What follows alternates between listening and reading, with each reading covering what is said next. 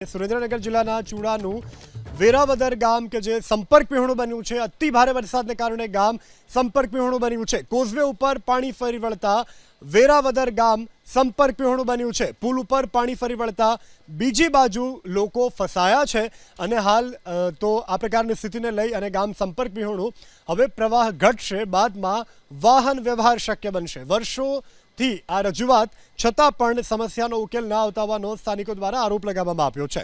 તો સુરેન્દ્રનગર જિલ્લાના ચૂડાની આ ઘટના છે કે જ્યાં વેરાવદર ગામ સંપર્ક વિહોણું બન્યું છે। કોઝવે ઉપર પાણી ફરી વળતા વેરાવદર ગામ અત્યારે સંપર્ક વિહોણું બન્યું છે।